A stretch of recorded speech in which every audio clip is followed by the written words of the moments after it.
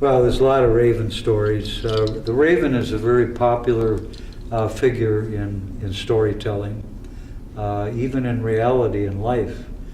Did you know that the raven is a ally of the wolf, of wolf packs?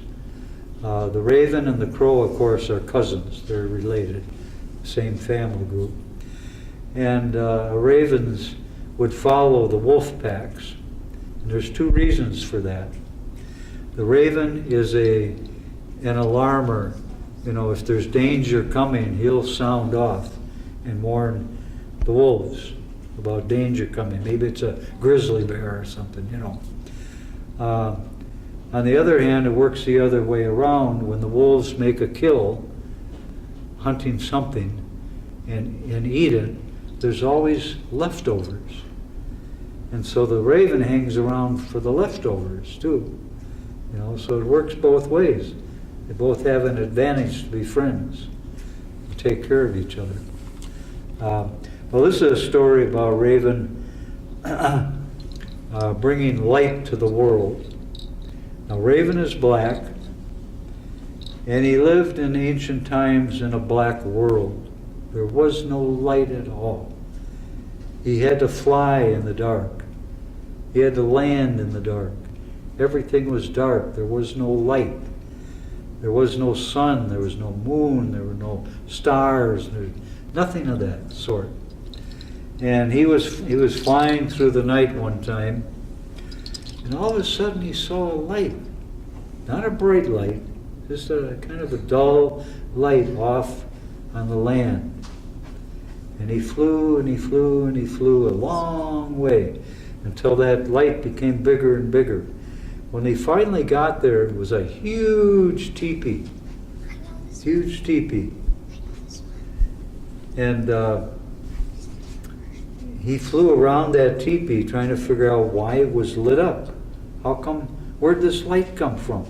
My gosh, it helps, I can see. So he finally came in and he flew up on the top of the teepee. There's always a hole in the top where the smoke can go out. And he looked down there, and here was an old man and a young woman down in that teepee. And he listened and he listened, and he could tell from the conversation, and he landed on the teepee. He was just standing there, and he was listening. And he could tell from the conversation that this was either a father or a grandfather and a granddaughter in there. And the light was coming from pouches.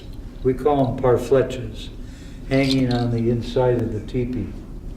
And the light was coming from those pouches. And the daughter she wanted to share the light with others. The old man said, no, we're the only ones that should have light. We don't want to share this with anybody. Any other human, any animal, not the earth. This is our light. Yes, grandfather, but I think others would like to see too. No, this is ours. We're going to keep this to ourselves. So Raven, he started flying around again, and finally he flew around and came into the doorway of the teepee. And they had plenty of light in there. It was like a lampshade, you know, in the pitch dark. All the light that was coming from that.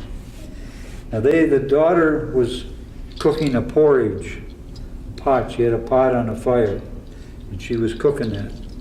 And Raven was, you know, he was on the side of the daughter, or the granddaughter, that they should share the light. And he tried to figure out what he could do to help with that. Now there was a magic in the raven, and that magic meant that he could change into something else. And a lot of our stories have, you know, changing into some other figure than what you are because of the story that's being told. So Raven could do that. So he decided, with his good thoughts of wanting to share the light, mixed with the daughter, he flew up into the top of the teepee, came down, and as he came down, he changed into like stardust and landed in the porridge and the soup. Now keep in mind that he had a good heart, as the daughter did. And as he flew into that soup, he changed the ingredients of the soup. And when the grandfather ate some of that soup in a bowl and ate some of it,